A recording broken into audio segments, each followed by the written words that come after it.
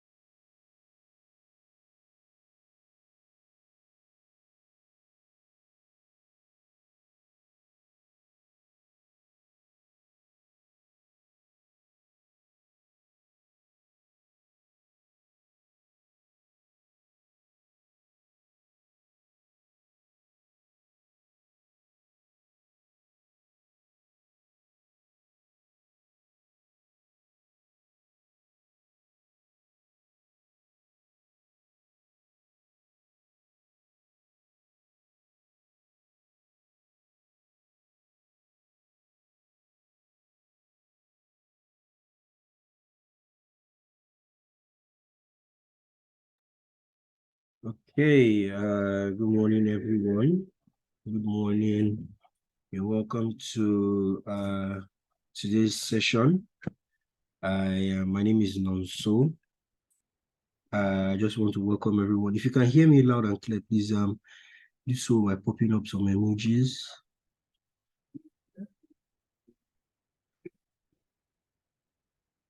Okay, can anybody hear me? Hello. Good morning, everyone. Good morning. Can anybody hear me? Okay, good. I can see the emojis now. All right, you're welcome to today's session. I am very pleased and delighted to have you all here. I'm lucky I can see you. Thank you very much. Thank you very much. I'm pleased to have everyone here today. Yes, Doreen, good morning. Oh, good afternoon from Kenya. Good afternoon, Doreen. Good afternoon. Nengi, good morning to you too. Stephen from Zambia, good afternoon.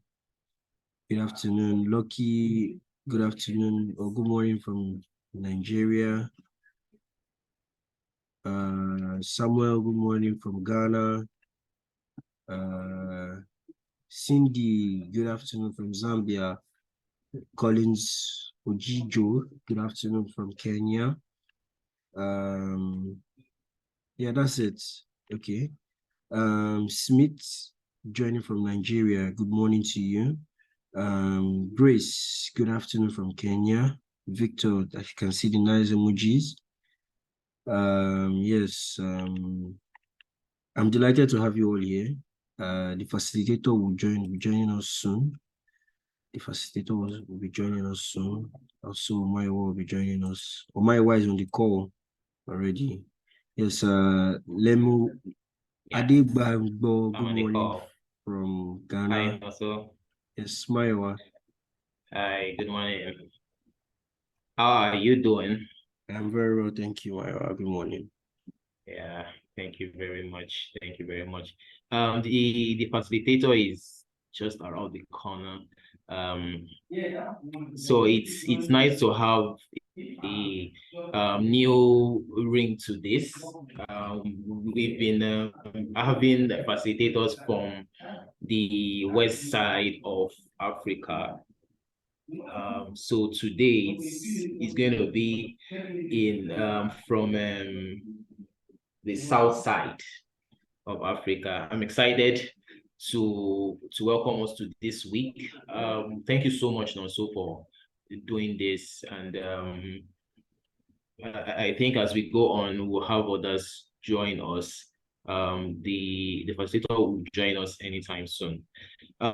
So as is our tradition, in one word, yes, thank you very much. Thank you so much, everyone. Thank you so much. So just like I was saying, the facilitator is just around the corner.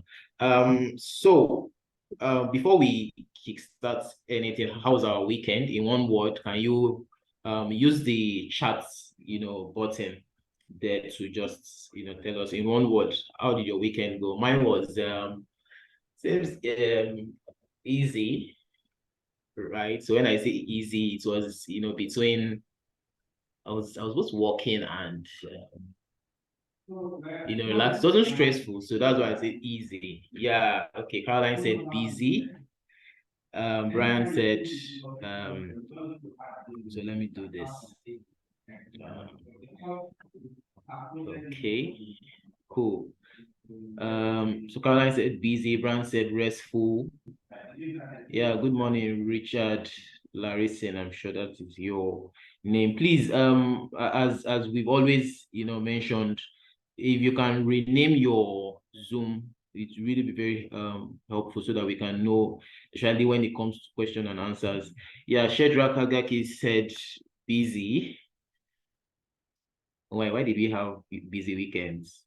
Okay. Moses said not so well, but grateful. Okay. It's nice to have that perspective to life. Yusuf said busy. Okay, Samuel said very busy. Well, it's like we had a really, really busy weekend for most of us. Okay, busy watching movie. Yeah, that's a very nice one. Yeah, Samuel from Ghana. Henry said productive. Okay, the weekend was full of lectures. Lucky. Okay, that's very, very nice. It's nice to hear our perspective. So without waste much time, our facilitator is already on the call. Good morning, sir. If you can hear me, good morning. Our facilitator is Akufuna Mayunda. It's nice to hear from you. Good morning, sir. Yeah, that's correct. Yeah. Yeah, you can hear me well? Yes, loud and clear. Okay. Loud and clear. Okay. Okay, thank you for joining us. Thank you for your support on this program. We'll start anytime soon. So as our tradition, we would be introducing you to our fellows here. Our fellows are from 6 African countries, basically from the west of Africa, the east of Africa, and the south of Africa. We have, so most of us are university students in our undergraduate program. A number of us are in our postgraduate program. Some of us are already established as climate change, as sustainability professionals, some of us are founders of NGOs across, and it's our aim that each and every one of us, become very active in our work to ensure that Africa, makes, meaningful contribution to the fight against, climate change. We've delved into several topics that speaks to what we can do as young people to help our government, to help our country to resolve the climate issues. So you're welcome, sir. I'll be introducing us to our facilitator. Our facilitator is Akufuna Nyunda. So Akufuna is an accomplished development assistant with over 10 years of experience in climate action, leadership, and environmental impact assessment.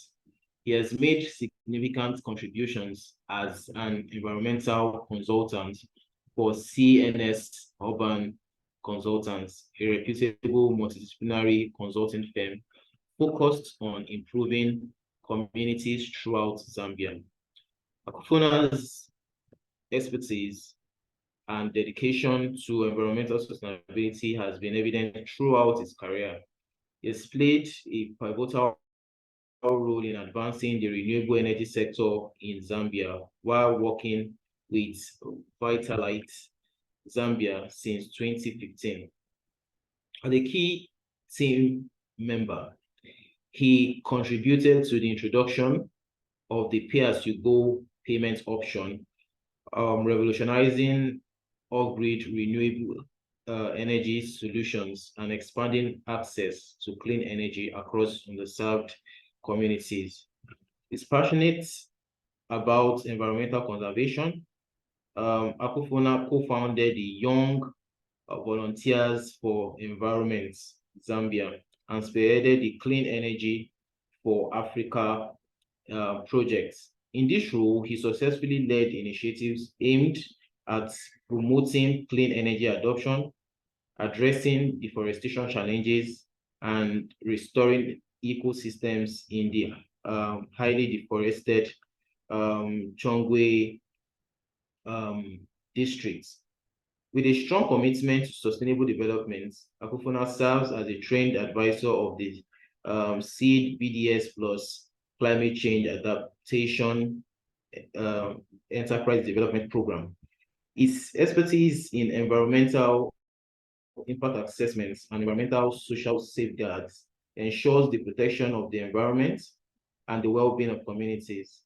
Akufuna's dedication to driving positive change extends beyond its consultancy work. Is an award-winning climate change philanthropist, mindset transformation coach, and advocate for sustainable practice. He has trained over 3,000 community-based entrepreneurs, empowering them to promote renewable energy solutions and improve livelihood in underserved communities. Through his extensive experience, leadership, and expertise in environmental consultancy and sustainable development, Akufuna continues to make a significant impact in promoting environmental stewardship and creating a greener and more sustainable future for communities in Zambia. So, as our tradition, we want to welcome our facilitator for the course Doing Economics, Measuring Climate Change. You're welcome, Mr. Akufuna. The floor is yours now. Thank you so much. Welcome. Good morning. Good morning. Thank you so much. How is Ghana? How is Zambia? Yeah, Zambia is fine, and we're more than ready to welcome each one of us on this call to visit us here in Zambia, so that we can come and enjoy some of the beautiful scenery we have here, from the Victoria Falls, Shimba Falls, the mighty Barose floodplains, and the nice food and the beautiful people all together. So yeah, a wonderful place, just like any other part of Africa. So I usually don't really consider myself to be Zambian, rather an African, because of my Pan-African, advocacy. And for me, really, I am told there are about 6 countries here. I would call that one people from one country called Africa. And kudos to HASI Health Initiative for organizing this wonderful program, and issues around capacity building in the context of climate responsibility is critical for Africa. And that's why I was more than happy to be part and parcel of this team. And most importantly, we have reached at a point where Africa really do need to define its strategy in as far as climate diplomacy is concerned, and also in as far as economic development is concerned, because we know that if it's not us African to define our pathway, then nobody else can do that for us.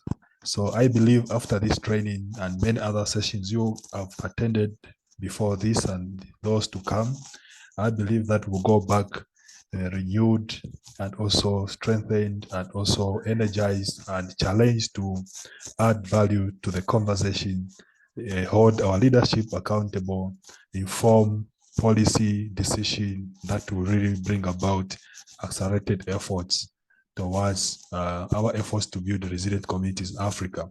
So really that is my main motivation here, and I hope we share, those values together as young people in Africa. 5, 10, 15 years from now, 20 years from now, we should have a different conversation altogether.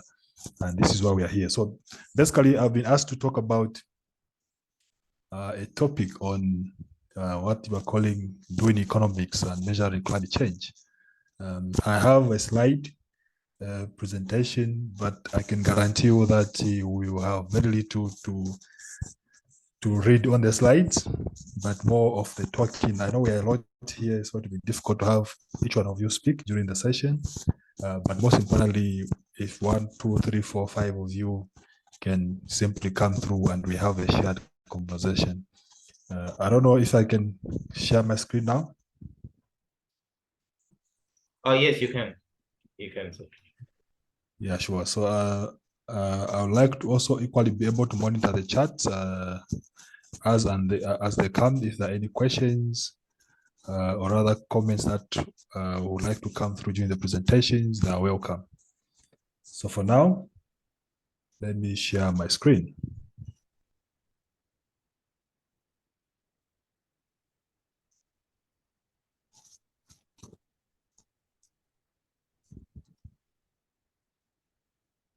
Okay, so that's our topic for today. Economics, doing economics and measuring climate change. And most importantly, the idea is at the end of this course, we should be able to have awareness on what tools and knowledge needed to measure and analyze the economic impacts of climate change itself. But the most important thing that I would like to inform you about is Africa in general, we experience the adverse impacts of climate change itself. So we are the best storytellers on how we are impacted by climate change in as far as the economics is concerned. So yes, there might be some theoretical aspect of it, and we respect that, but I'd like to hear your personal experience also as we share through this course. Number one, we would like to be able to understand the basic concepts of climate change economics, and then two, be able to learn how we can measure the economic impacts of climate change, and then identify the key policy tools and strategies for addressing climate change, then be able to develop skills in data analysis and economic modeling, apply economic concepts also to real world case studies. And I know I've heard from the introduction that most of you are either at universities doing your bachelor's degrees or master's or PhD. Others are already hands-on in their community doing impact projects. So we have a rich audience, and definitely we'll tap into that wisdom as well as we do our training. So we can start with the first part, which is the climate change. But before I go any further with the slide, let me understand from the room, what is your personal experience in as far as climate change economics is concerned, as at your personal level? I don't know if I can get some hands from, I'm not sure, what countries do we have in the room? I know there's Zambia, there's South Africa. Yes. Yeah, there's Zambia, there's South Africa, there's Nigeria. Nigeria. There are Kenyans, there's Ghanaians, 6 countries, then Rwandans. Yeah, all the beautiful countries. Yeah. Okay, so can I have someone from South Africa share with us their own personal experience in as far as climate change economics is concerned? I know Zambia just beat South Africa in the recent football match, so I'm sure here they will be able to take leadership. Okay. South Africa, yes, I can see the hand from Shadrach Agak. Okay, I think Shadrach is from Kenya. Yeah, please go I don't ahead. know if Shadrach wants to speak to your question.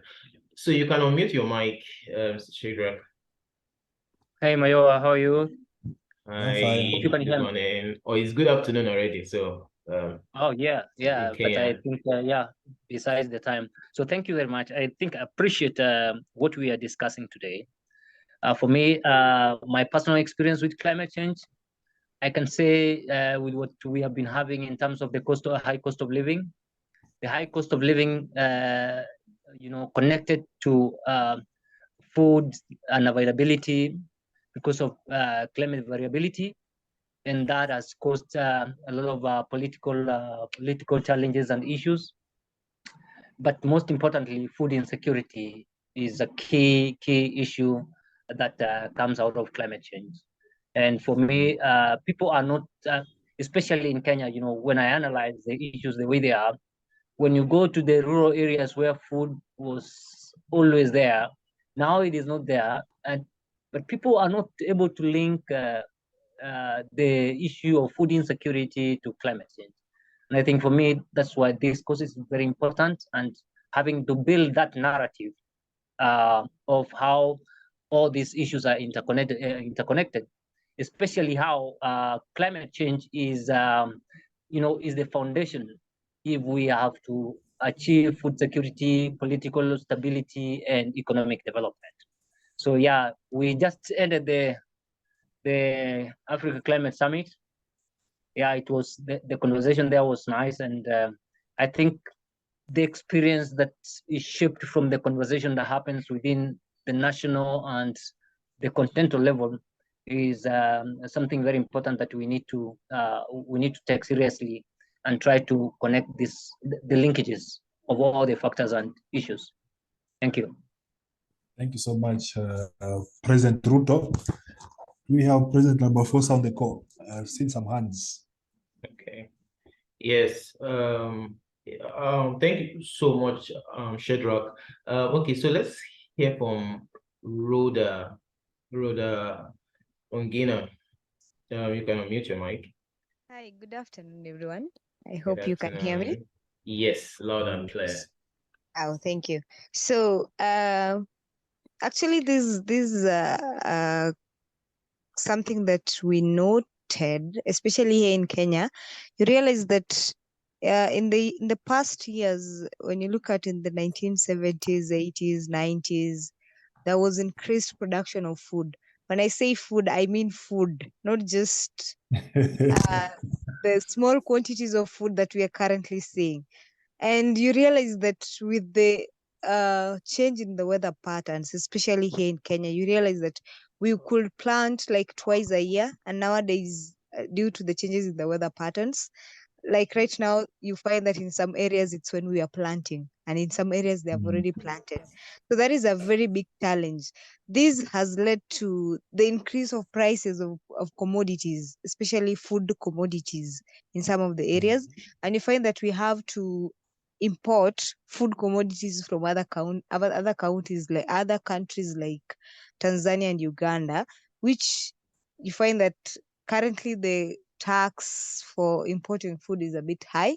So you realize that some people may not be able to afford those commodities. Yes, thank you. Yeah, that's very helpful. Okay, so that's good to hear from Kenya. I would have loved to hear from anyone from another country. Yes. Okay, so let me see. Okay, you should be able to hear from Nigeria. Amede from Nigeria. Oh, I don't know. I should think that's Nigeria. Yeah, good morning, Amede. Yes, Good morning. Good morning. Speak. This is Amede from Nigeria. Okay. And I'm very, very passionate about today's topic, especially for the fact that I live and I come from a community where it gets flooded every year for as many years as I know. And I'm in my late 50s. So it means that I've lived with climate change all my life. So a few years ago, people from my communities used to be able to plant and harvest food stuff. But right now, they can hardly harvest what they have planted before the rains and the floods come and wipe their farms and their families and lives away. So this is this is an emotional program for me, because I am really searching for what we can do to reduce the impact of climate change on rural communities that really do not know what to do. And the government is not going to help us. So I'm very willing and ready to learn of solutions that we can use for such areas in Nigeria, because we have a lot of them. So climate change is not about talking. I think we need to do more of the action. And I'm really looking forward to the end of today's class. Yeah. Thank you. Thank you so much. All right, I appreciate that. So that's what we're going to I'm learn sorry, today. I'm very Yes, sorry to cut you off. As I speak, a lot of people from those communities are already packing out their loads because they need to relocate. oh my Because God. every Yeah, year they get displacements. displaced. Yes, so they have to get to a more conducive accommodation. A lot of the IDP camps are filled up with displaced families and children who are not being fed. They're all hungry. Thank you. Yeah, that's very sad to hear. It's a very sad reality happening across our brothers in Nigeria, but of course I know in many other parts of Africa. So to me personally, like you have mentioned, climate change shouldn't be a subject for the talk, but basically we need to begin to do more on coming up with solutions that can help our communities be able to build their resiliency, capacity build people themselves in terms of knowledge and skills on how they can be able to survive such kind of extreme, situations. Yeah, like I mentioned, we have some stuff on the slide, but I wouldn't really dwell on that. I'd like us to have a conversation, and I'd like to build a conversation from what has been shared so far in terms of economic impacts of climate change itself. So like you have said, even here in Zambia, we have a place called Shangobo, where my mother comes from, and they are generally farmers and livestock farmers, and also, of course, they do produce crops like maize. And we had a serious, crisis when they experienced, little to no rainfall, and that led to crop failure. There are very few crops that survived that. The elephants came and they also ate those crops, which means people now are actually going through a serious famine, serious crisis in terms of food shortage, like you have mentioned, also from Nigeria. So why am I sharing that example is to show that whenever we talk about climate change, usually we are tempted to only focus on the people and the people alone. But we should always remember that we are in the ecosystem, and ecosystem, we have biodiversity. In other ways, we have other lives that also depend on the same environment we depend on, and we also depend on the life of the other lives as well. So in this context, for example, we know we need elephants to survive, because when we have elephants, we can talk about tourism and many other benefits that we have, such as the economic benefits through trade in ivory for people that trade in ivory, among other benefits. So if elephants can survive, then we can also be able to benefit from that as a people. So when the climate crisis hits us, it hits also the animals like elephants, which also will begin to move up and down, migrating from one place to another, looking for more habitable environment for them to survive. And they end up now, coming in areas where we live as a people, which brings about the human-animal conflicts. That also is a crisis on its own. So it's a very, very, serious problem, because when that happens, we have to fight climate change itself. We have to fight with our fellow living organisms like animals for very limited resources that we have in the environment itself. So it's a serious problem altogether. The issues of flood you've mentioned, the issues of food. I remember when I was growing up as well, when we were children, we would always travel to our villages for holidays to see our grandpas and grandmamas. And at that time, I remember very well, when you want food, you go to the village, you will find plenty of food. And when you come back from the village, everyone in the towns will know you are bringing them food. But the situation is different today. Today, you go to the villages, you find there is no food. The people in the villages are the ones now trying to migrate to the towns to look for food. And what we have in the towns, completely no food, because we don't have space to do agriculture. It's contaminated, it's flooded in terms of people, everyone looking for what to do in the towns. There's always many other problems that come about in the towns. So that's a serious problem. So on top of that now, when they bring in the conversation about how we are impacted as Africa, we begin to see and tell stories on how this issue is actually a very serious issue to everyone, including the livelihood of our animals, and also even our forest itself, and also our water bodies itself. So if you look at what we have on the screen, that we have agriculture, water resource, energy, and of course many other aspects like tourism, these are critical for Africa. We know about 6% of Africa is agriculture. So we depend on agriculture, mostly rain-fed agriculture. And when we experience the changes in the climate patterns, definitely agriculture is number one that is exposed to that. And when agriculture is exposed to that, it means we cannot farm easily to produce good food enough for our people. A hungry citizenry is a problematic citizenry. In terms of political situation, also there will be more conflicts and strife between people because now even the cost of food goes high, and now even when we have the high cost of food, even politicians also are affected because the communities and the people be like, you promised us cheap food, but now we have expensive food. And then that's a problem. People can even choose to host you out. In Zambia is known mainly for situations like that, especially 1991 when the cost of meal was very high. Zambians on hungry stomach came together and removed the UNIP government from power because of that. Just food alone can bring change of government itself.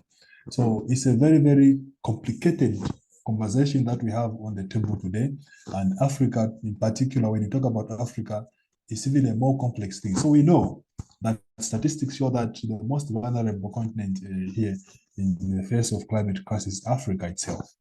Yes, we know that is true because despite emitting very less carbon emissions, as I think about 3.8 to 4% of carbon emissions come from Africa, we still are the ones the most vulnerable to the adverse impacts of climate change because one, we don't have systems in place to mitigate or rather adapt to the changes that come about through the climate change.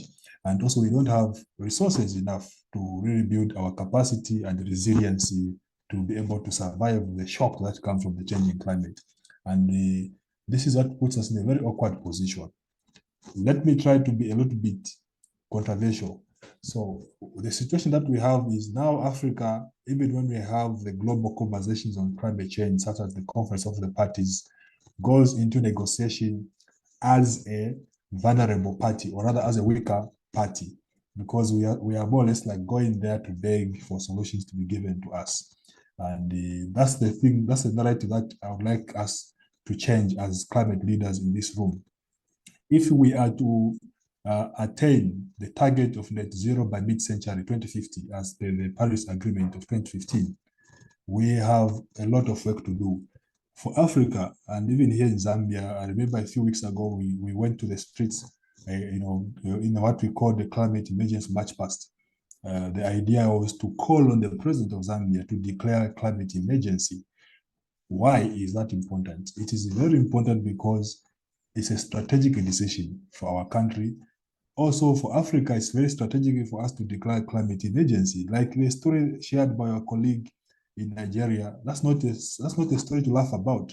We don't have time to joke around serious issues like that because people are dying, people are losing their properties, and the process of migrating from one place to another, there are a lot of non-market aspects, values that we lose in the process. Your culture, imagine you move from an area where you had practiced your tradition properly and culture properly. Now you have to go and settle in a new area.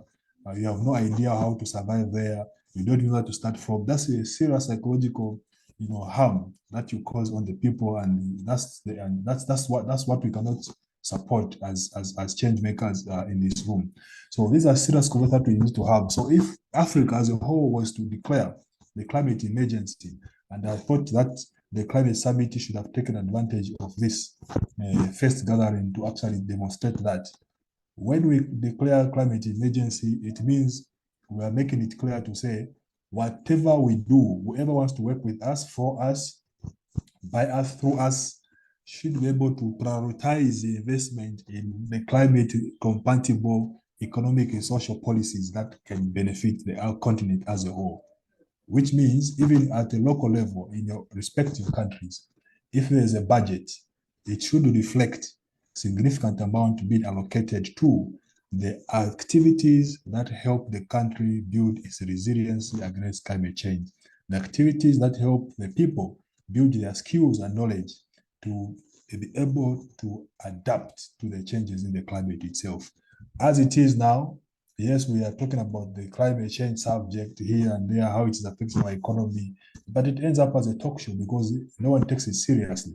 But if governments can declare an emergency in Africa, and it's valid because we're the most vulnerable to adverse impacts of climate change. So it's a worth call to make. And that means we will be able to even attract private sector investment in climate respective sectors. And if you talk about climate change, it cuts across all sectors. There is no way we can have a thriving mining sector without talking about climate change. There's no way we can have a thriving health sector without talking about climate change. There's no way we can have a thriving energy sector without talking about climate change. There's no way we can have a thriving education sector without talking about climate change itself. Just simple floods that our brother talked about earlier on can swallow up the schools in those areas. And where are the children going to learn from? And who do we think about going to school when there are floods all over the place? You only think about how you're going to survive. Do you even worry about what you should learn at that particular time? No time for that, which is why we are saying climate change is a very critical subject to address from all angles of the economy, all angles of our social sector, which includes the example that I've given earlier on. So there is no way we can disassociate ourselves from incorporating or mainstreaming the climate change subject in respective economic sensitive sectors for our respective nations in this particular sense. So when we do that, we can now go further, like what we did last week. Apart from, we had three demands. One was to declare climate emergency. The second one was, Mr. President, can you be able now to create what we termed as a climate action task force, which should sit under the office of the president itself? Why? Because yes, we have, like in Zambia, we have the Minister of Green Economy and Environment, very much welcome decision by the government, a newly created ministry. But when we are talking about climate change, they have a limit.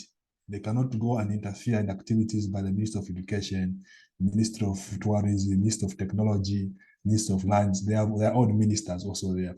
So there is no way you can expect a minister from another ministry to report to another minister. So that's a governance blunder. So that's why if we create a climate action task force, it simply means that it sits under the office of the president, and it can be a central point of coordination as far as informing the climate agenda for the country is concerned. And therefore, it is easier for that task force to work with Minister of Green Economy, Minister of Land, and everyone else to have a long-term plan, sustainability plan for the country, green economic transition for the country.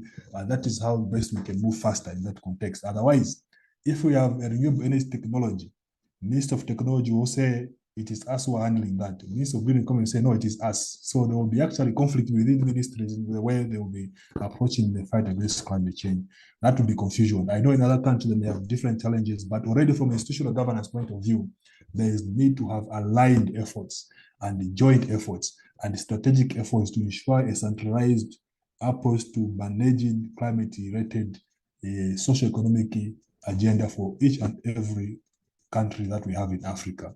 That means we are serious, because now what we have, which is commonly being practiced, is a situation where African countries gather, we go to the COP.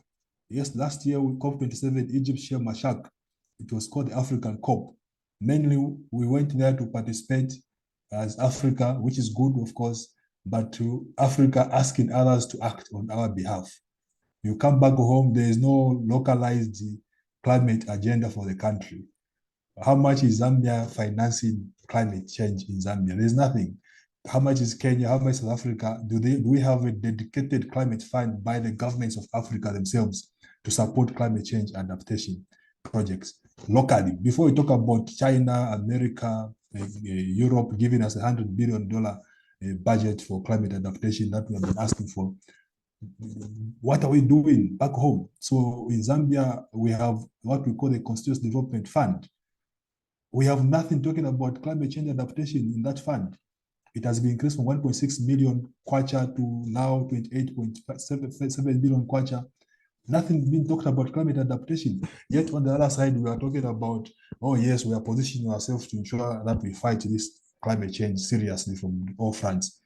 No, we need a localized agenda for each and every African country, where even funds like Coastal Development Fund, for example, we can have a significant portion, say 10% of that money or 15% of that money, we will be dedicated deliberately to address any climate change, climate adaptation projects, climate mitigation projects related at grassroots level, so that the community members themselves, through the decentralization policy, can be able to begin to do projects themselves. Of course, with support from technocrats and all sorts of things, which we can easily do.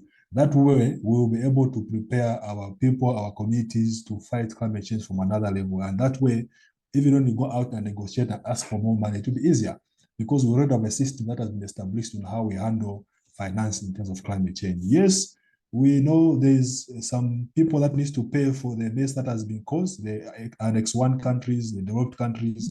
Yes, they have to pay.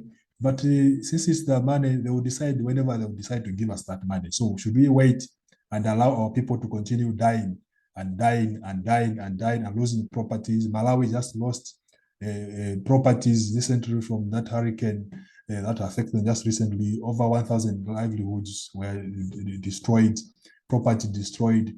Do we need to continue waiting for the Annex 1 countries to think for us and decide for us? No, let's find our own means of addressing these challenges that we're facing as Africa. So when you talk about economics touches on the welfare of the people themselves. So if our people are going through challenges of they cannot participate in agriculture, productive agriculture, they are not able to raise income to support their livelihoods on day to day, that is already a problem because what is economics if people are not living well in their respective countries? Finding a job is hard for an average youth in Africa. It's difficult. Yeah, but also doing business is even worse because taxes all over the corner that are targeting you as an African youth to be able to thrive in terms of business itself. So now imagine now in that kind of a scenario, we have high cost of fuel, for example, in the country, or high cost of agriculture productivity or to produce agriculture goods in the country. Inputs are expensive. Irrigation systems, you can't afford them. You depend on rain doesn't come, and then you make a loss and you lose a job. And I remember in 2015, we had experienced some power cuts due to, we didn't have enough rain in Zambia, and a lot of people were wondering where we're going to get energy to produce for our economy.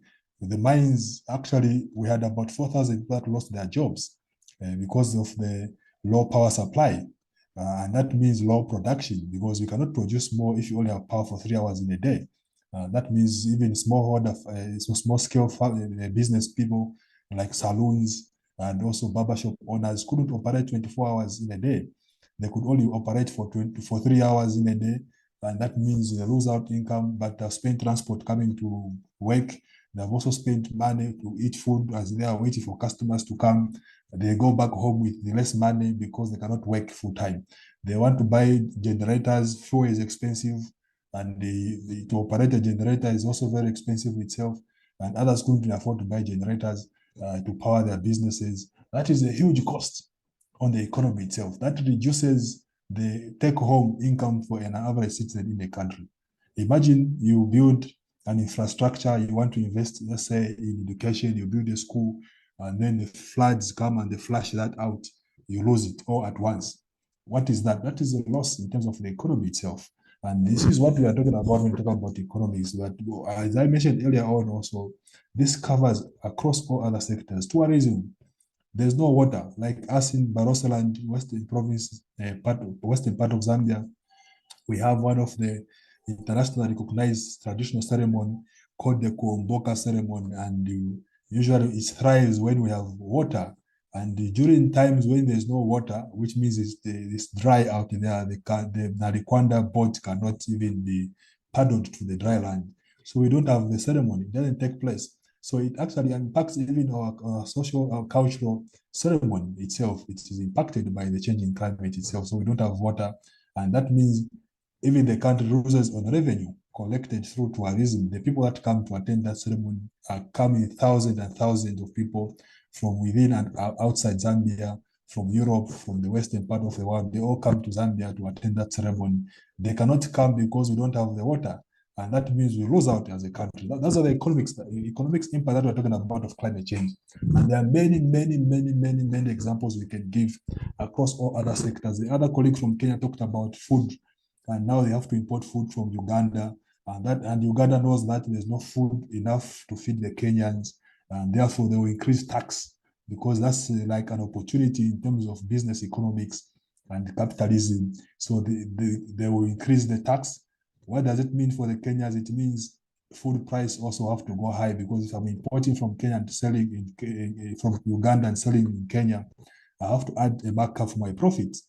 And that means the cost of food in Kenya will be definitely higher than the cost of food in Uganda.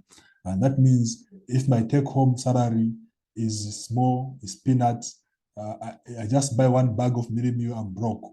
What about other needs? That's a bigger problem. That's a bigger problem that now Kenyans have to go through. So this is a very serious, and so passionate about this subject itself.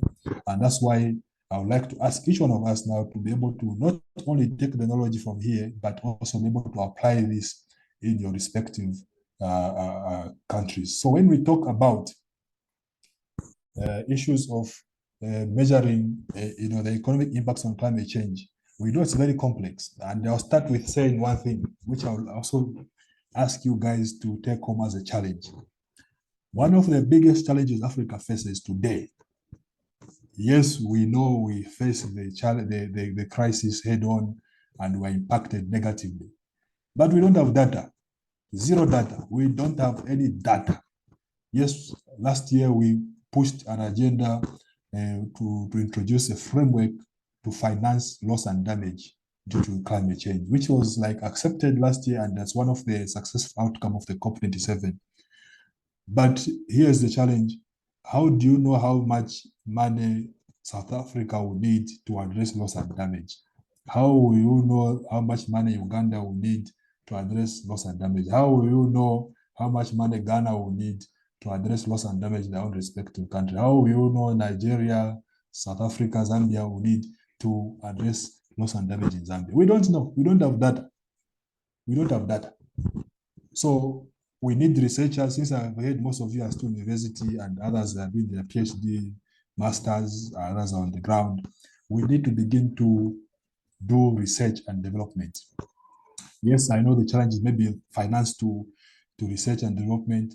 It might not be there, but as a proactive change maker or pioneer or change, I can say leader in the space, sometimes we can do our own self-funded research activities. It can be very simple. As you do your outreach program in the communities, you also take notes of the issues that you note there and begin to make informed reports and articles. Let's write, let's tell our stories, guys.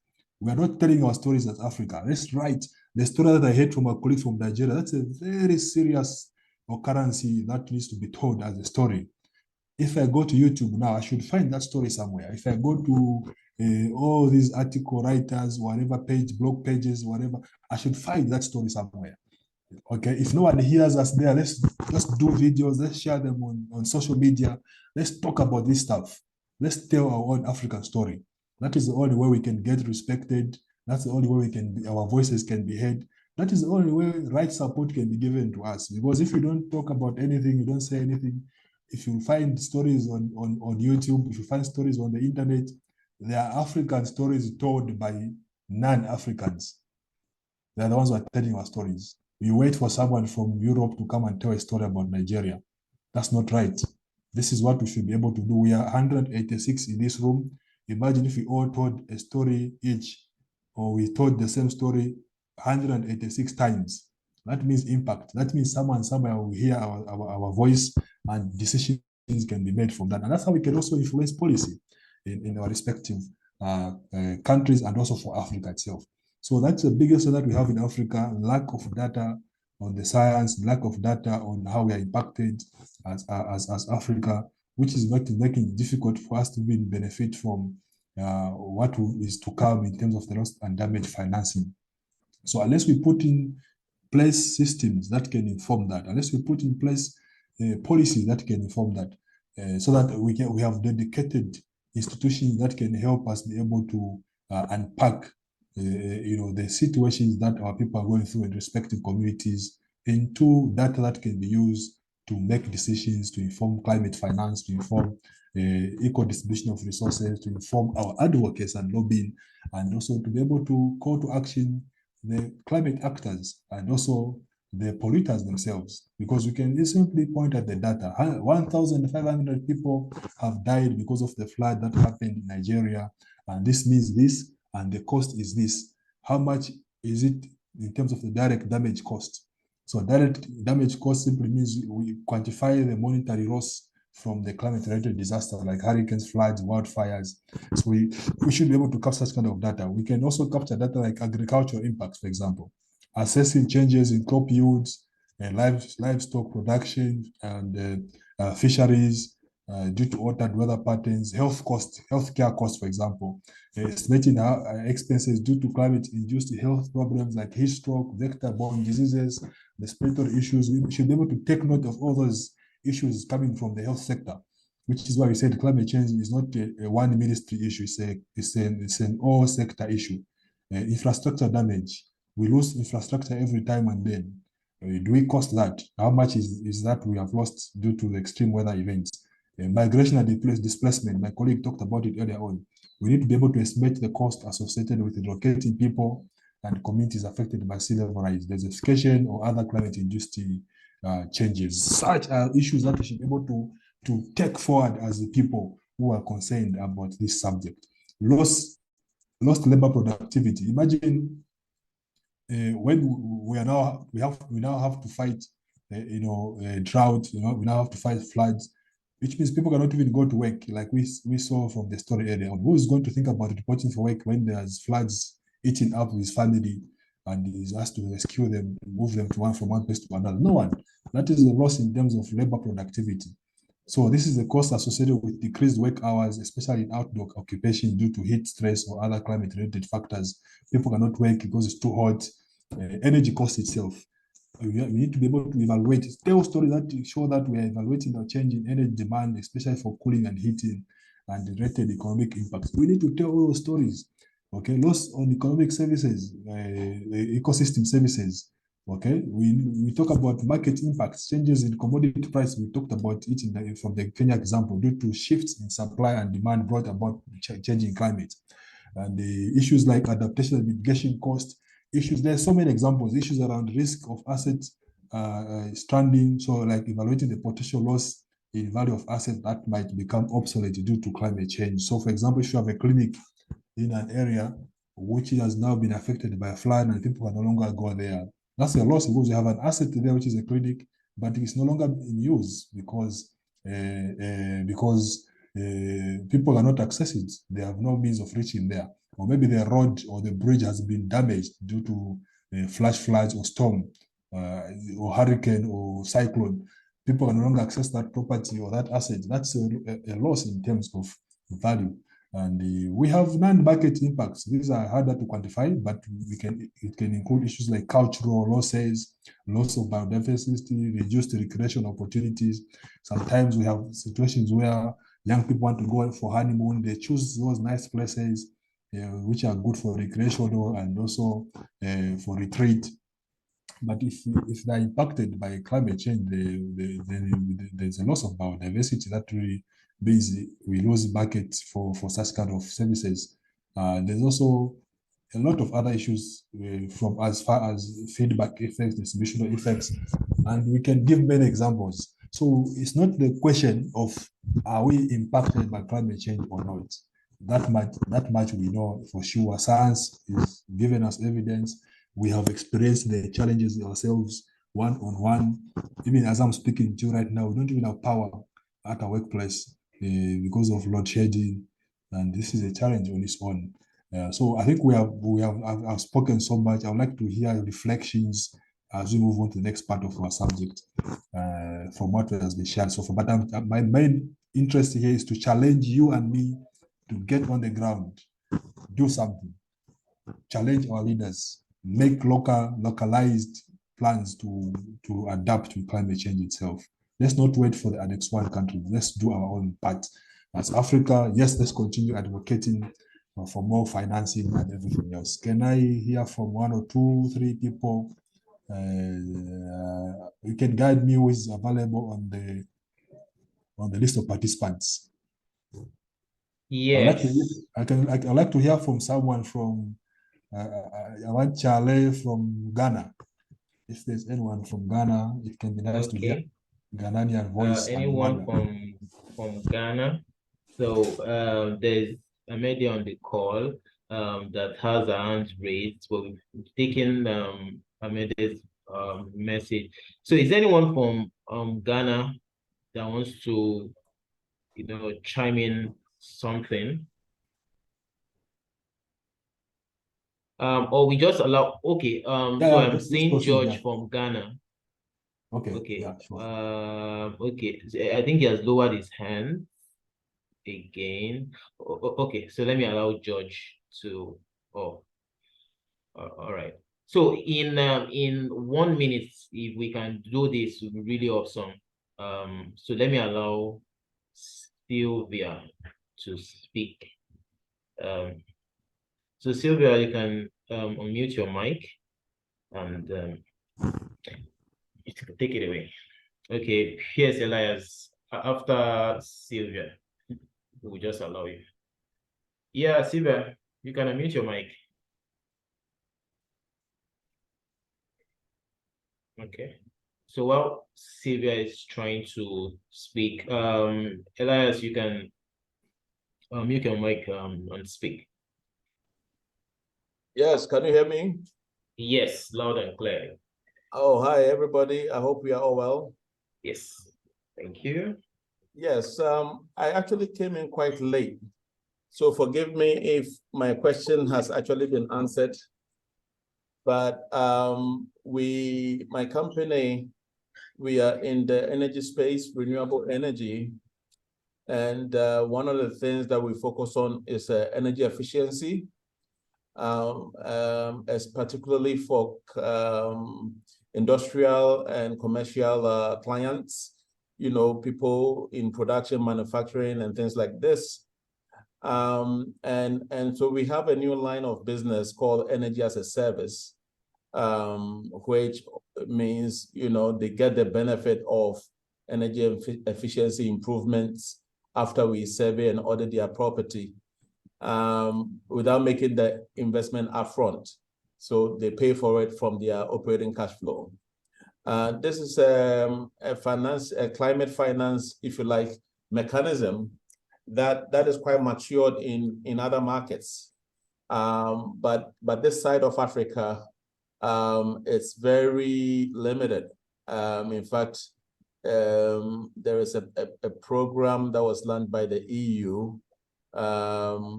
trying to encourage local banks to lend towards that effect.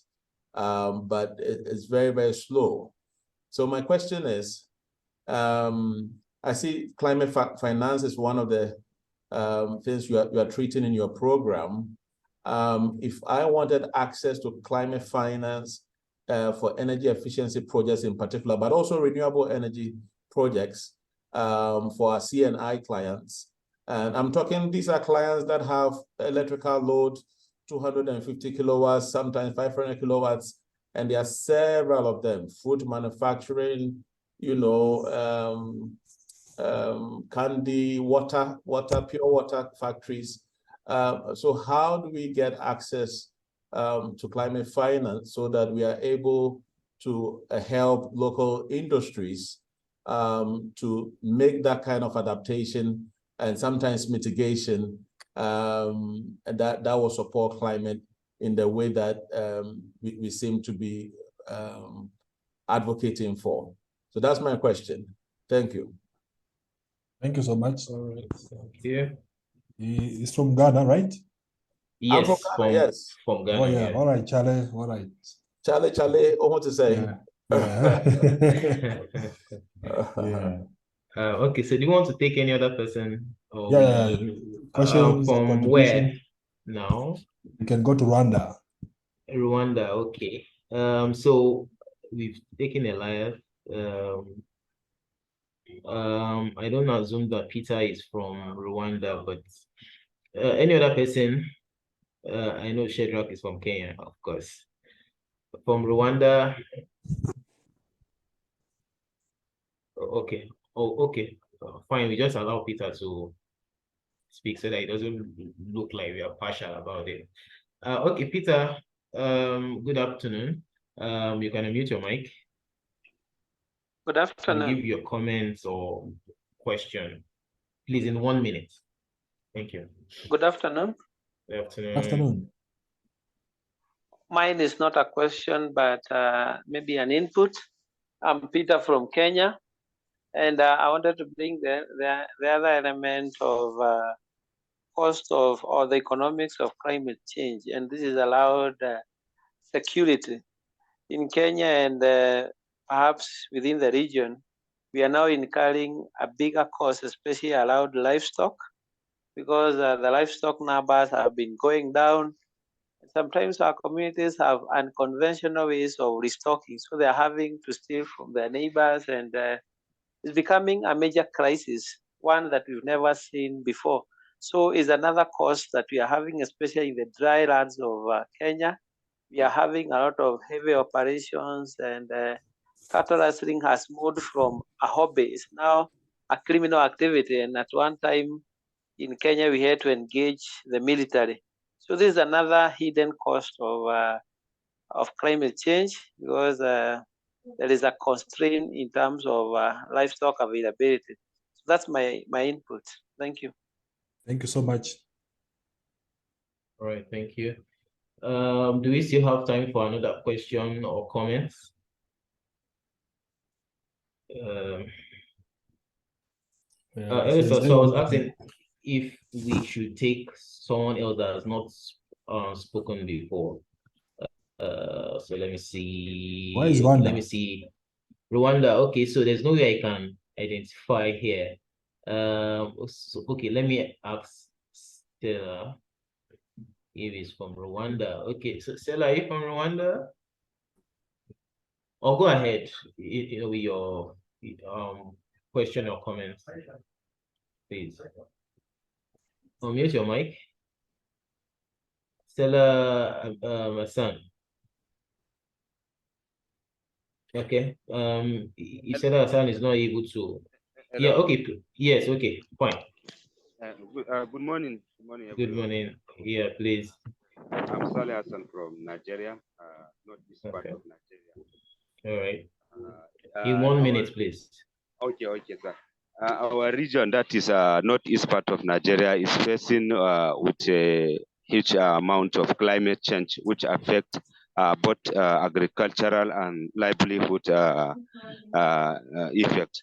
So we would like to call on the stakeholders, especially the participants in this program, to please do something actively so as we can mitigate these changes that affect our livelihood. This is my take-off. Thank you, sir. All right. Thank you very much. Thank you, sir. Thank you, sir.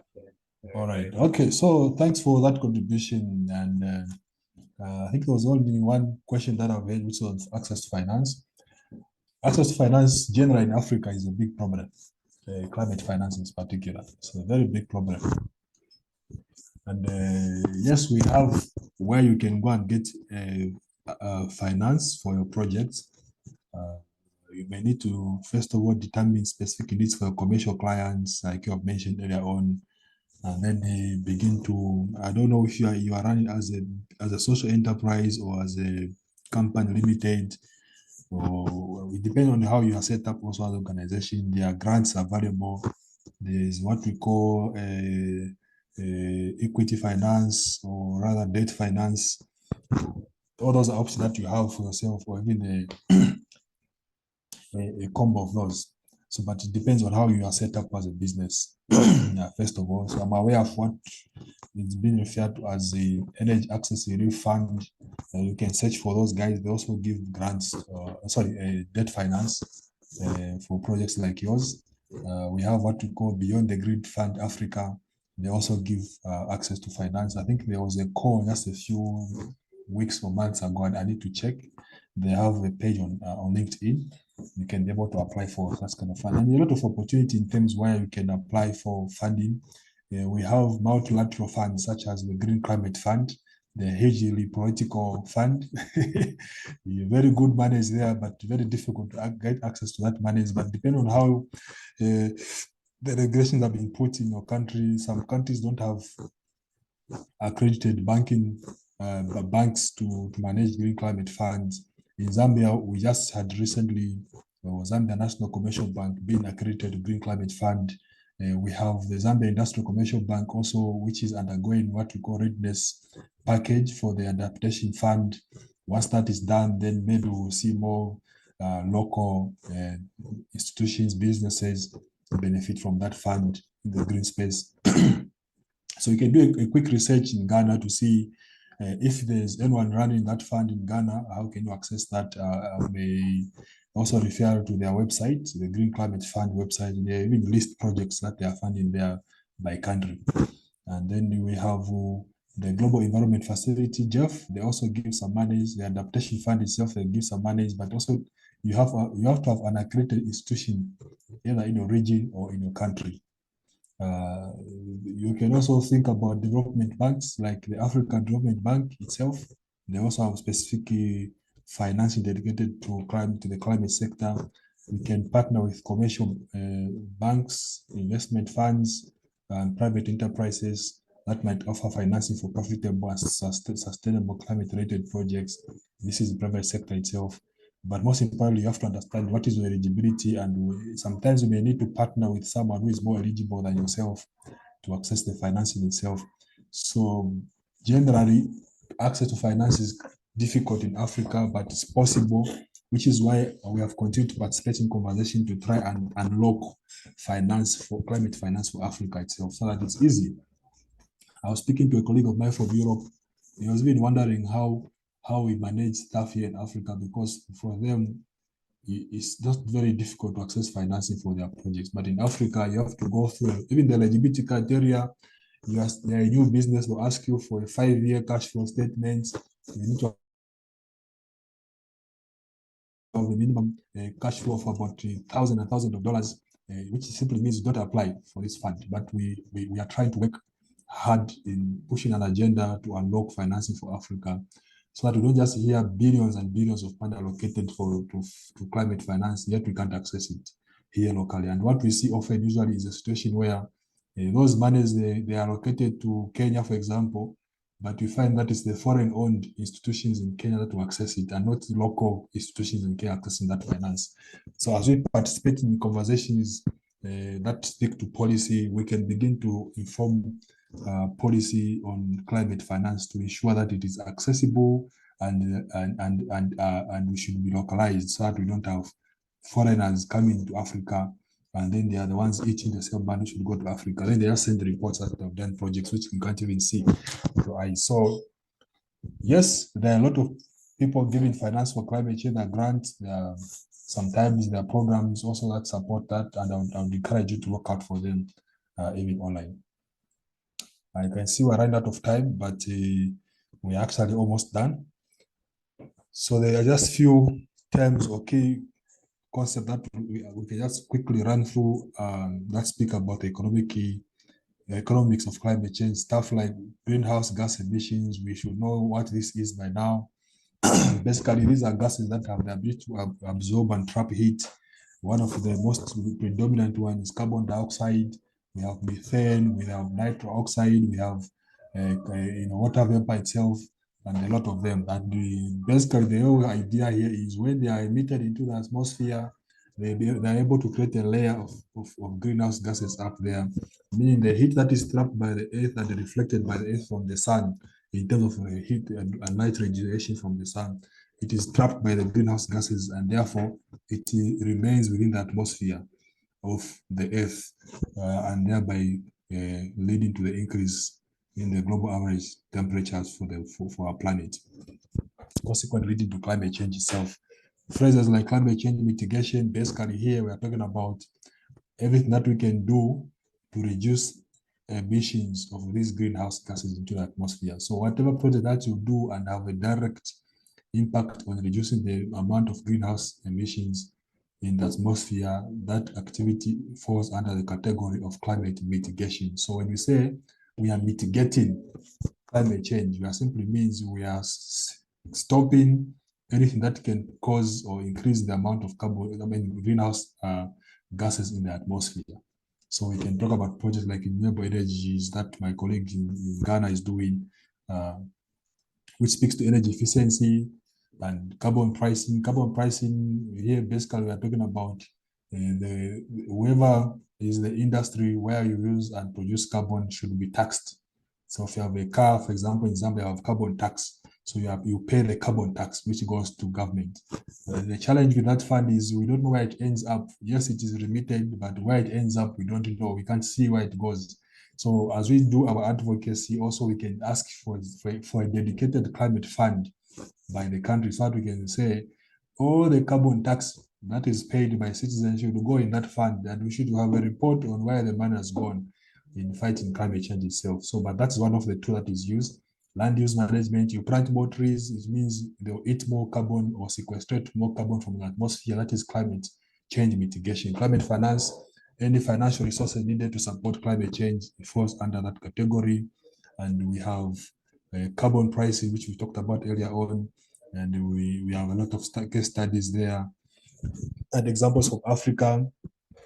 But before that, on this same topic on carbon pricing, I'd like to say something around the carbon credit facility or carbon trading and market, which is very critical. So I think if you have noticed, there has been a growing conversation around carbon credit, carbon trading for Africa. So the way this thing works also, apart from the carbon price, which just falls under the regulatory instrument of taxing carbon. So for carbon trade, so each and every individual has a maximum allowable amount of carbon that they can emit, or greenhouse gas that they can emit, in particular carbon dioxide. So in Zambia, I'm not sure if it's in Africa, each and every citizen is entitled to emit up to 1 ton of carbon per year. So you have that allowance. But this also goes further by institution or industry and so on and so forth. So the carbon trading system, the way it works is, despite allocating that threshold to an individual or to an institution or to an industry or company, or let's say a mine, there are people who, because of their business activities, they cannot remain within the threshold. They would emit beyond what is allocated to them. I'm trying to be as simplistic as possible. So let's imagine a factory in Ghana wants to emit 1 million, let me say 100 tons of carbon per year. Okay, when we have allocated 50 tons of carbon per year for them. So it means they will need to find the 50 ton extra from somewhere. So for them to be allowed to continue to function in a business, which is the economics we're talking about, they will have to buy what we are calling carbon credit rights from somewhere. So let's imagine this mine in Ghana comes to Zambia and they identify a project, they say a reforestation project, and it's quantified by the technocrats to say, if they preserve this forest, they'll be able to save 50 tons of carbon for Zambia in 1 year.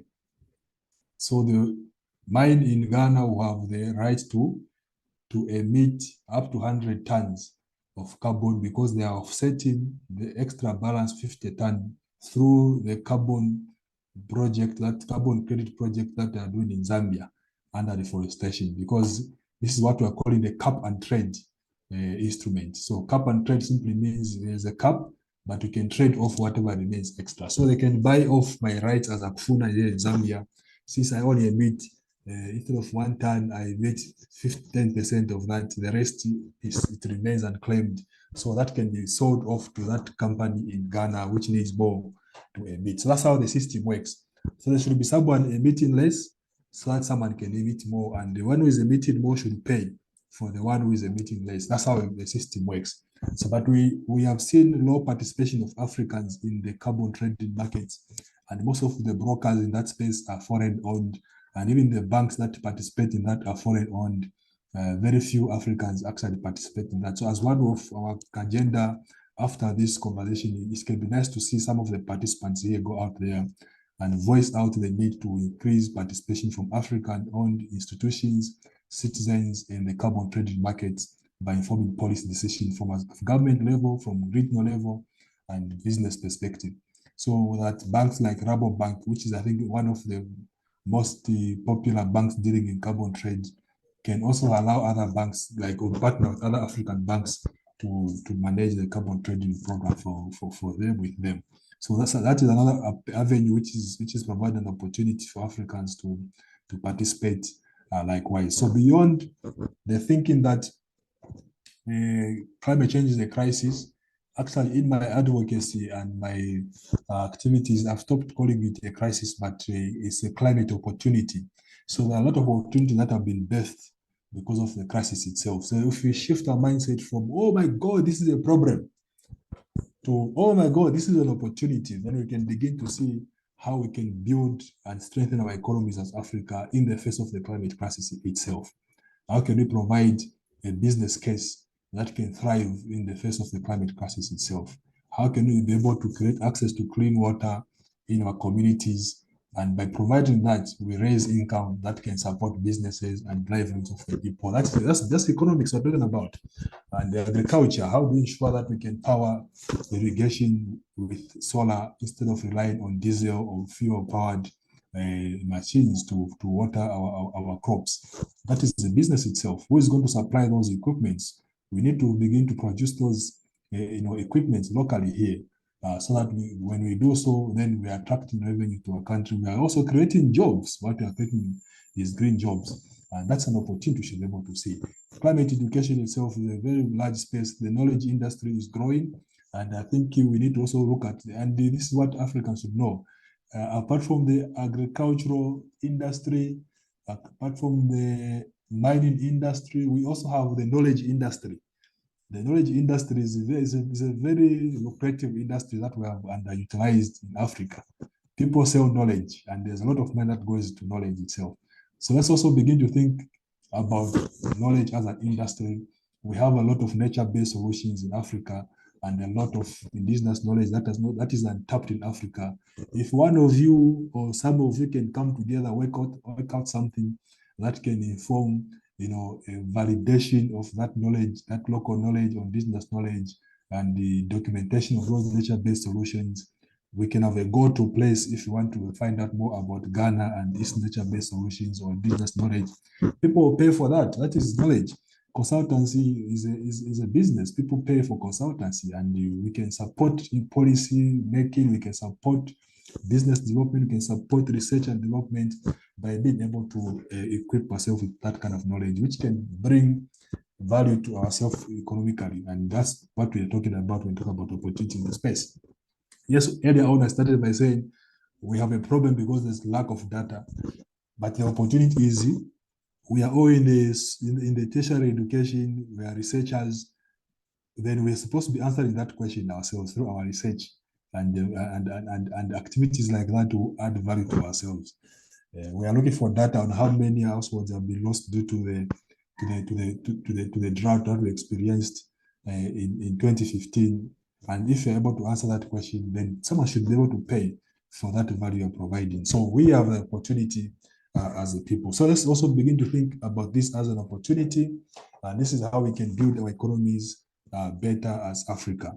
So I don't know if there are any questions, but before that, I'd like to emphasize that even after this session, I don't know if you have the opportunity to see, but I'd like to see a situation where Ghana Zambia, South Africa, Nigeria, Kenya, Rwanda, they work on some impact projects together, arising from this opportunity I've had together here to do impact projects, either in the research industry or agriculture or whatever you can come up with, that we can be able to support with the organizer of this event to ensure that the agenda is pushed forward. Also, it can be from the policy perspective. It can also be from the business perspective. It can also be from the civil society perspective. It's up to you guys, but it can be nice to see us doing, because one of the comments from your fellow participant earlier on was we should not talk too much, but do more. So what can we do now that we have exposure to this knowledge that we have seen and the gaps that we have seen here as Africa? Any comments, questions as we wind up? Yes, thank you very much. Thank you so much, sir. So one of our objectives, for the program is that the fellows on this call and those that are not even able to make it today will be able to carry out impact projects, and much like we emphasize, we all said that start little, but think global. So it's definitely part of what we are looking to involve every one of us. So across the 6 countries, and so just reiterating what Mr. Kufuna just said, your interaction should not be limited to Nigerians alone.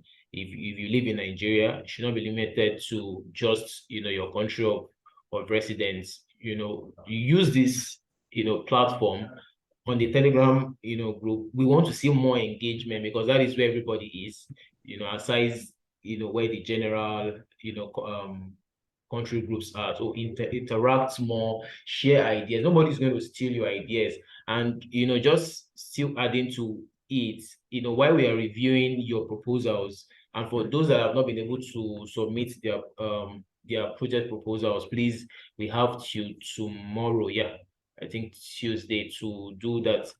So while we still are waiting for the review and feedback from those that are helping with the review, we are also thinking of things that we can engage with. So during the week, can we do some other activities, perhaps online, an Instagram live, something, any activity, whether in your country or something that affects everyone. So we are all growing together, we're all learning from each other. I think we have some questions in the Q&A that we can quickly just answer while we have the time now.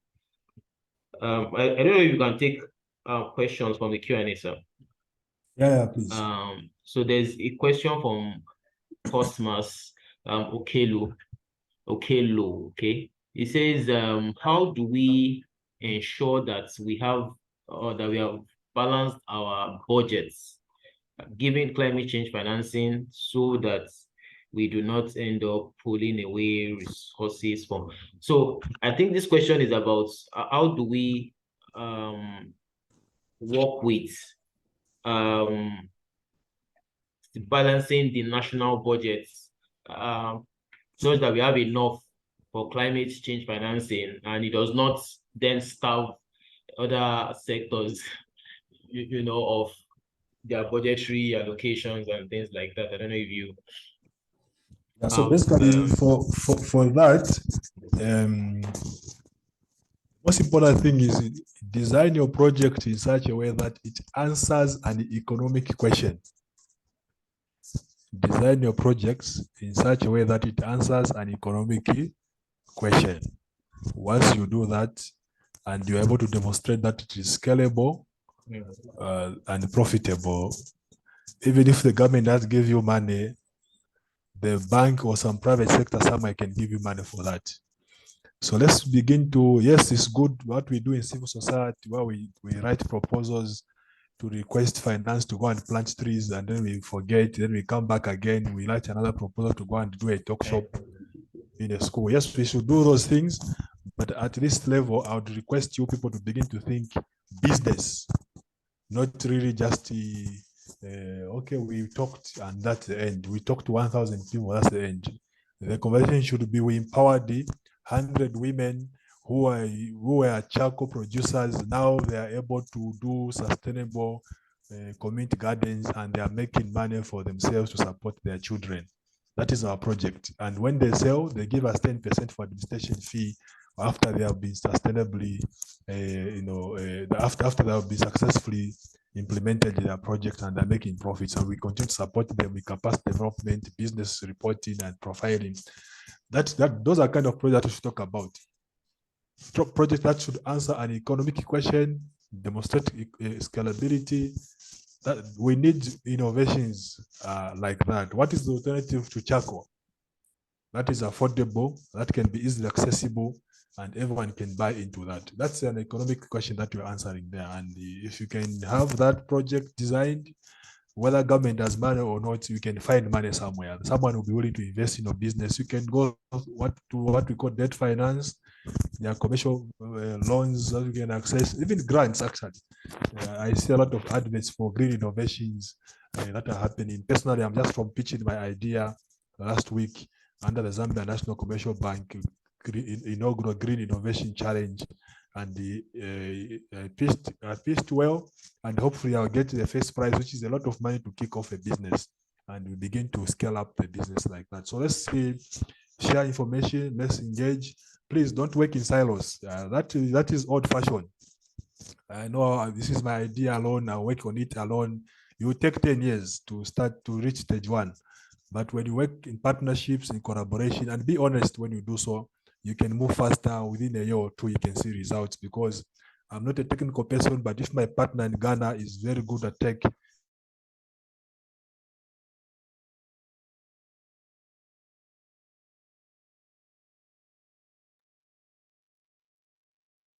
he can already develop an app for me. That quick. I can also, to my colleague involved, he has a solution for a water problem that can be addressed in my country.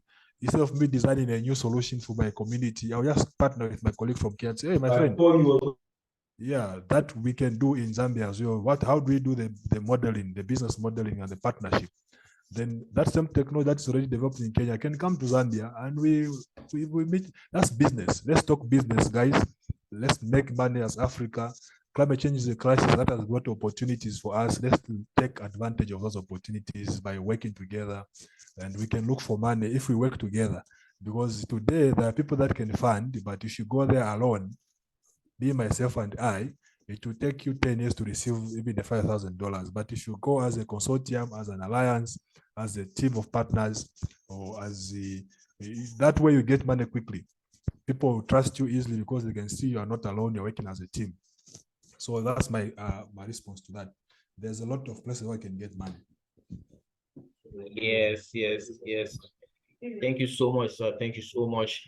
You spoke to collaboration, which is very, very important. I mean, it also brings me to one of the forms that we've often shared after each course that says that speaks to if you have formed any network of people, and you can agree with me that Mr. Kifuna highlighted the importance of that. So we have different expertise. We have some of us are into tech career. Some of us are into agriculture and stuff like that.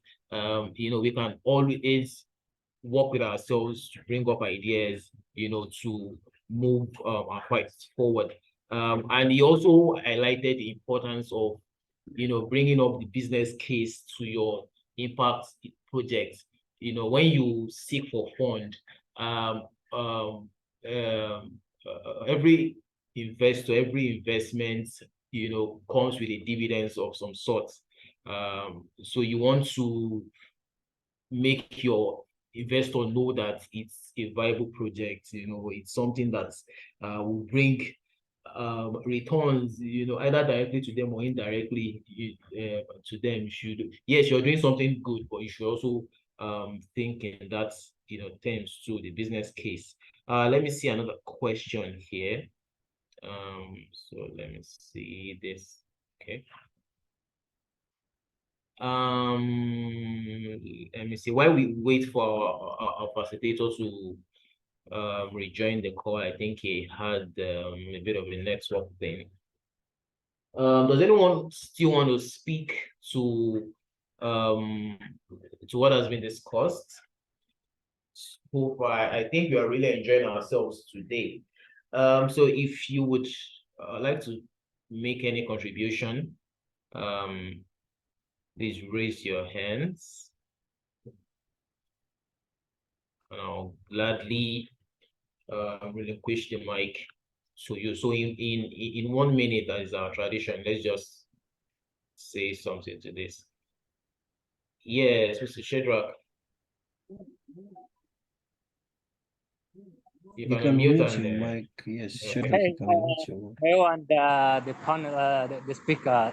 Thank you very much. Just wanted to comment something that the speaker said about connecting all the sectors and how they impact each other. In fact, one thing that is mentioned and I was so happy about is, you know, having that single unit or organization within the government that connects or help to connect and coordinate and harmonize all the policies is extremely important. Because what we are seeing is, sectors and ministries that are working, against each other. That way, we are not able to address the issues as with a common front. So I think that is very important. In fact, when he mentioned that, I thought of the memorandum I sent to. Right now in Kenya, we have National Dialogue Committee that is looking into different issues, and one of the issues that is being looked at is the issue of cost of living.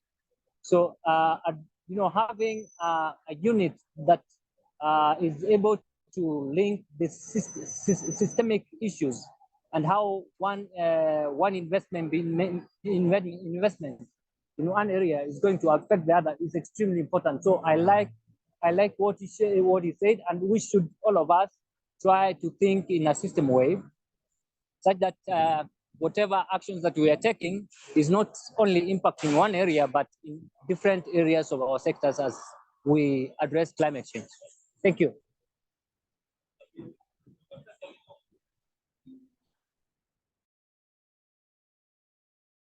Yeah, okay, thank you very much, Shedrack. So Mr. Kufuna is back on the call.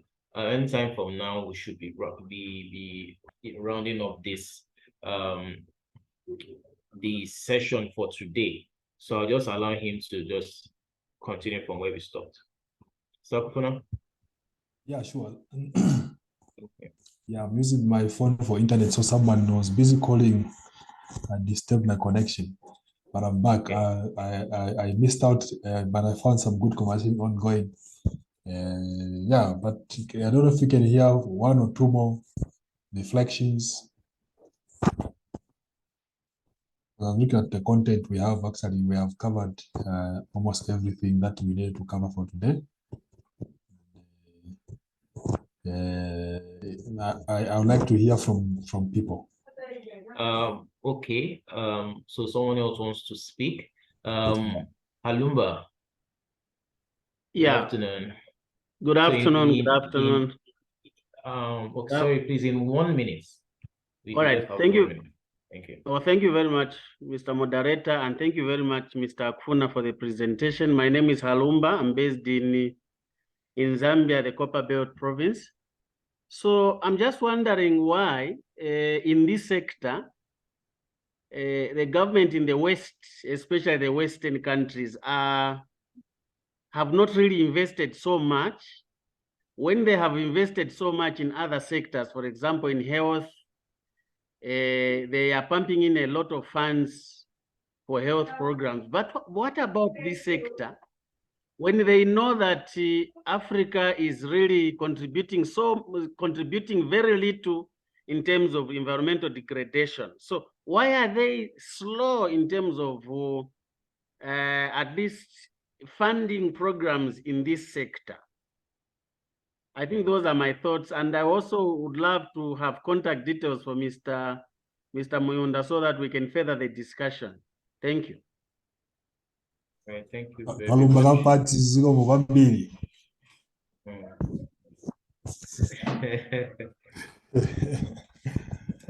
Yeah, that's very, it's a very genuine question, and to be honest with you, I think in my preamble I mentioned about Africa when going for all these conversations, Bonn. Now we are preparing for Abu Dhabi in UAE. We usually go there as a weaker party, and that's not right for us. We need to have a position as Africa, and I like the speech by President Ruto at the Africa Climate Summit and the commitment that African governments have shown. We want to define the African agenda in as far as climate change is concerned, and we did that like yesterday.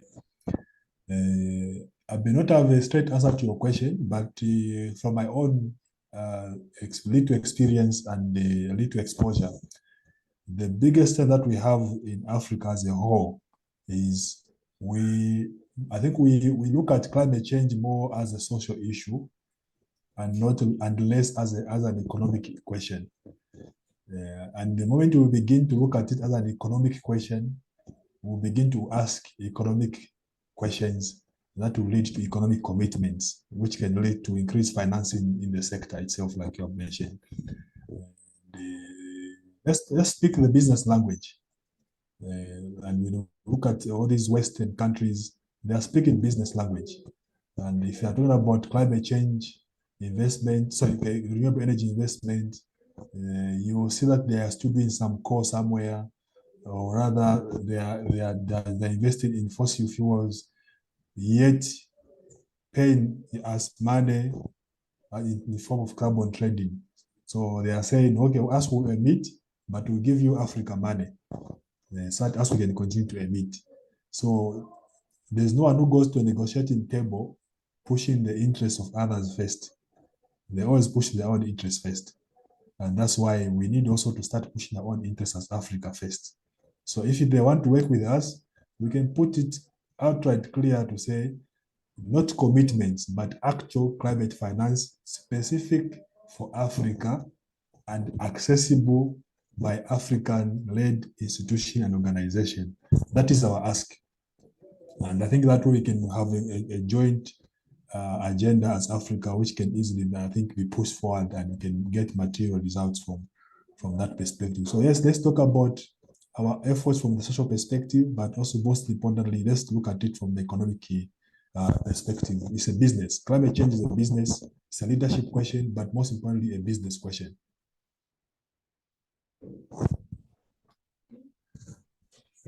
Thank you so much, sir. Thank you so much. So I don't think there's any other hands raised. I don't know if you can quickly take another question from the Q&A. So I need a specific question. So from Paul Enyi, Paul is asking, how can I source funding for my ideas on plastic waste management, recycling and reforestation? I think they are yeah, okay. So I think there are different areas. How can I source funding for my ideas on plastic waste management, recycling, and reforestation? Yeah, so the first question should be about funding. The first question should be, what is the idea? Is it making business sense? Is it scalable? Is it profitable? Then financing will follow, because usually money follows where there's money. And if you can show that your idea can make more money, yes, it is a green idea, but should be green and more profitable idea, then definitely I can guarantee you that you can find that money as soon as you have answered those questions for your business, because it's a profitable business. Everyone wants to invest in a profitable business. But if it's just an idea to go and pick up plastics there and then take them for recycling and then nothing else happens from that, people will be like, yeah, yes, we are fighting plastic waste, but I can't see my money coming back when I put it in. So I think through you, the host and organizers of this event, it can be nice to have some kind of a boot camp of some kind where we work on some lean canvas model on how we can build up green businesses to that extent, so we can make them more profitable and then be able to find financing for them. That can be a very good venture to put in place. And I think you can find one or two people to be willing to pay for such an intervention. We need to start financing green businesses, and an idea is good. Let's work on it, refine it, make it more bankable and profitable, and that's how we can thrive as a people. Okay. Okay, thank you so much.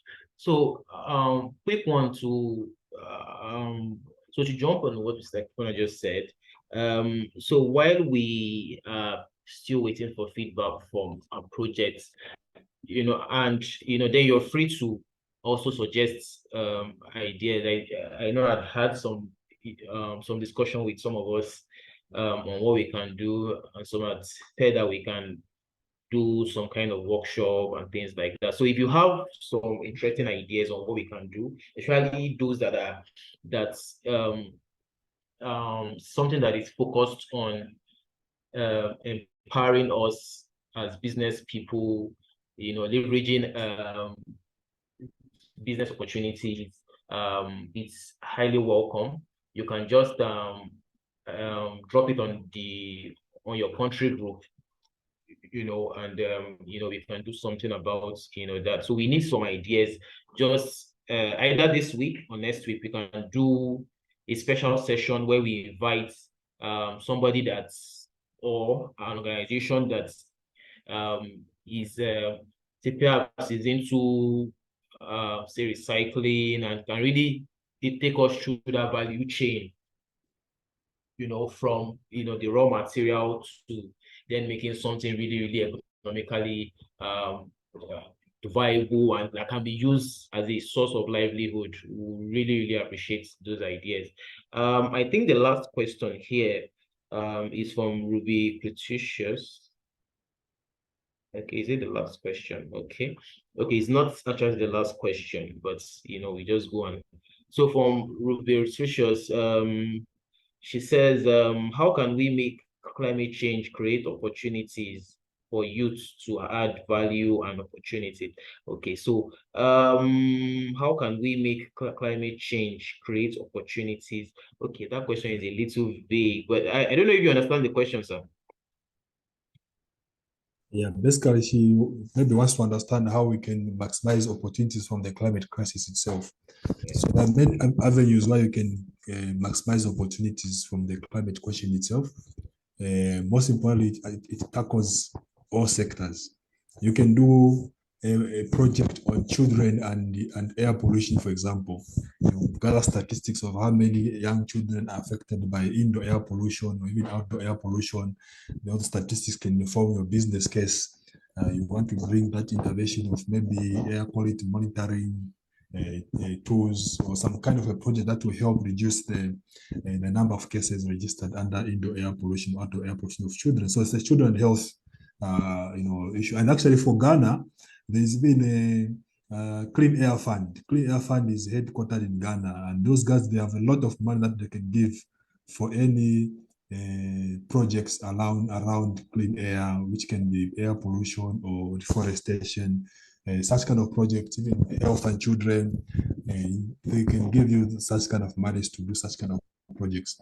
So we need to be creative, guys. And the creative means look at what's the problem, and then we can every business is built around the problem. So identify clearly what the problem is, then it can inform you what the solution should look like.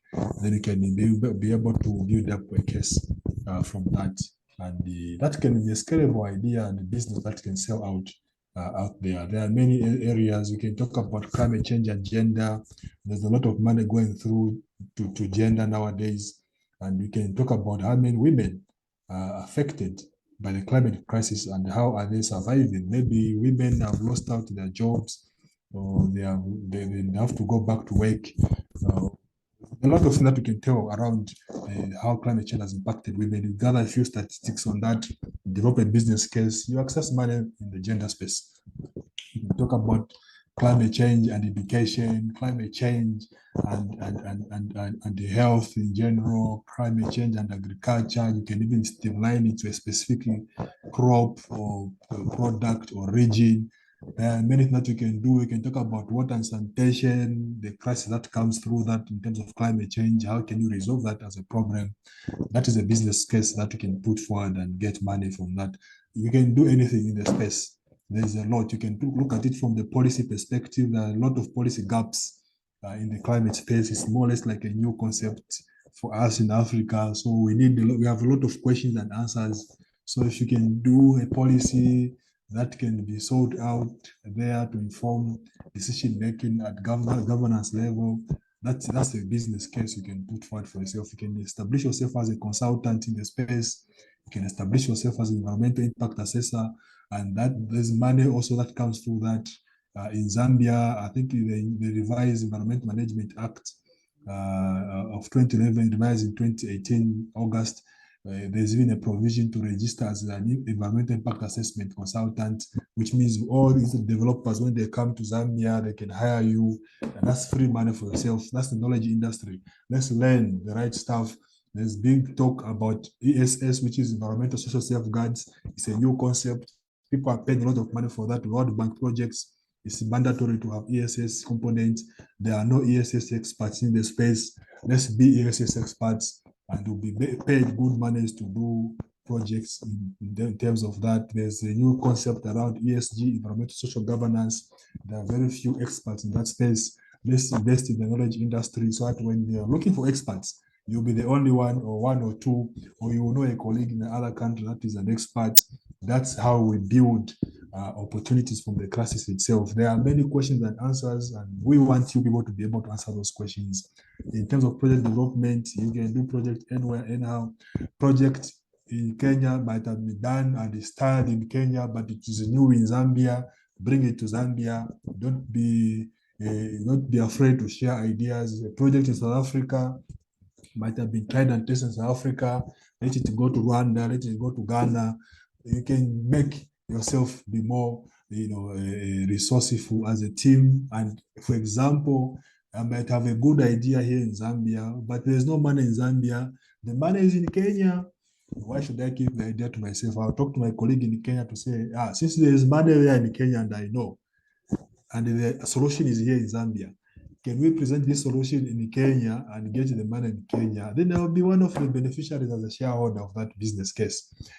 We can do that, guys. And let's look at the problems, but let's identify opportunities for every problem, and we can build up collectively. Thank you so much for your time. I'm so happy to be here, and I really hope that we will be able to continue to engage. We'll be able to identify solutions. We need a solution mindset, a green mindset that will bring jobs, that will bring businesses to life, and that will be able to argue from the economics perspective when we are talking about climate change. Let's talk about how our GDP has grown powered by green solutions. And then we are making progress with Africa. Let's not wait for Europe or for America to think for us, to decide for us. Let's have our own locally led solutions. Let's work with our leaders. Let's support them. Let's challenge them to make right decisions at the right time. We need more finance in the climate space, locally in our country, but also as Africa on the global space, so that we can be able to begin to see meaningful engagement, meaningful progress, and means of development for our economy as Africa. Thank you all. Asante sana. Ziko Mukwambiri. Bye-bye for me. Yeah, thank you very much. I mean, I like that closing. I like that. That's the cause of its kind here. And I think I would also encourage our facilitators to do that more often, Mr. Sana. So the last question before we close today's session is something about, Sabina, Maria, Rose mentioned that we are still having problems about project implementation. Please give us a little hint. So if anyone has if there's anything that you've taken from today's session, please go ahead to appreciate our facilitator. He has done incredibly well, exposed us to a lot of ideas. Please keep using those emojis. Let's keep, yes, showing our love and appreciating his well of wisdom. I'll be sharing his social media, I think on LinkedIn. You can connect with him. I think I just did that basically. So his name on LinkedIn is how you can connect with him. Akufona Muyunda. I would also be sharing these the links to that on our respective groups. We appreciate each and every one of us. To your project, I mean, if there's anything that you've taken from this session today, is that you don't see climate change as all is just about crisis and problems and all of that. You should also look for a business case in it. You should look for the solutions or the opportunities that this crisis in quotes brings, and that is also where we can get funds from and get people interested in the social impact that we are trying to do. Some of the ideas that you can get or that you can follow through with as you think through your projects, could be something on policy formulation.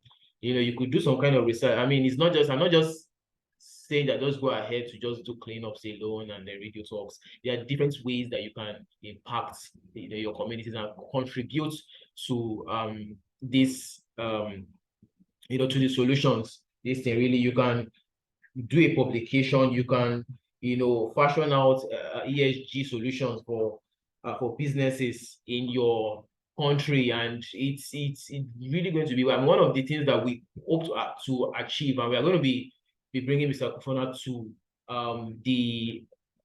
during the showcase event of this program, to review the project and the outcomes. Is that we want to highlight some of the things that you've learned, through the course of 10 to 12 weeks.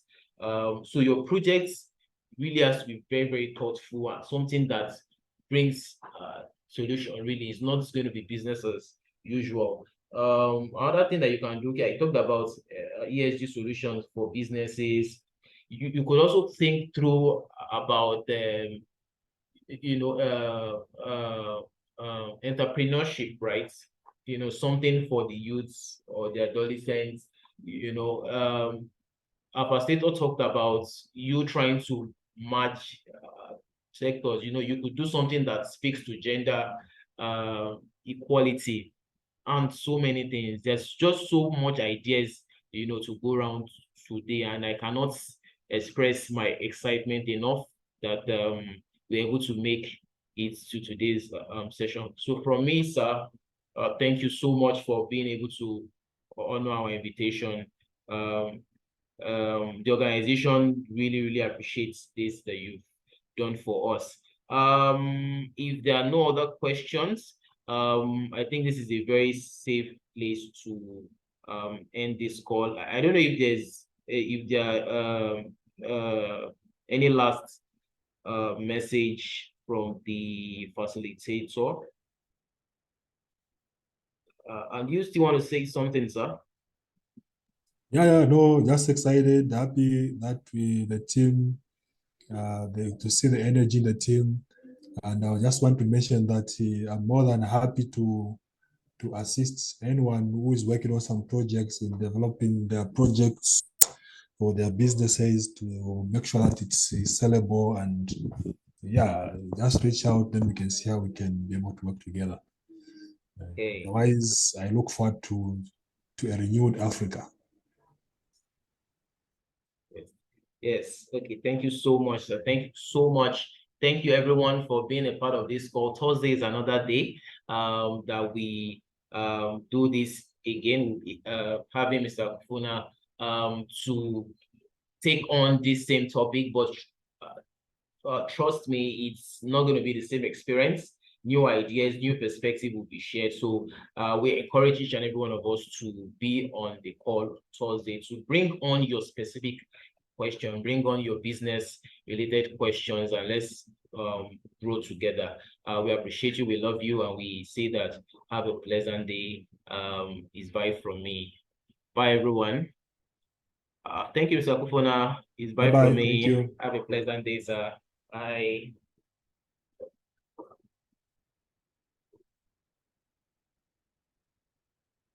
Bye everyone. Guys, please don't forget to drop your ideas, your insights from today's class in your country group. It's nice that we share those ideas, so that it kind of reinforces our knowledge. And share also on social media. As you share on social media, tag AC Health Initiative on LinkedIn or AC Health on Instagram and Twitter, X. On LinkedIn, AC Health Initiative, on Twitter and Instagram, AC Health. And you also use the official hashtag of the program, Zero Carbon Africa. Thank you so much as you do that. Share your original ideas, your insights. And let's let everyone learn. Let's let everyone know how much we've learned, what we are learning, and how we are helping to shape the narrative for Africa. Okay, no problems. If you're not able to fill the attendance on the call,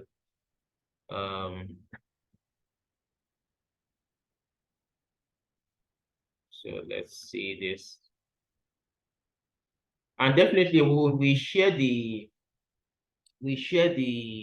recordings from today's session, or for every of the session. If you're just joining us for the first time, please just look through the what you call it now, the Telegram group. Take your time to scroll up. There are so many information, there's so many messages, but I think just look through the pinned messages more. You can get the recordings and the training materials. The training materials for this session will also be shared in at least before the end of today. Also, if you've not been able to submit your projects, please, we have between today and tomorrow to do that. For any other thing, you can send a DM on WhatsApp. Someone would provide a response and give you the much needed support. Thank you, everyone. Enjoy the rest of the day.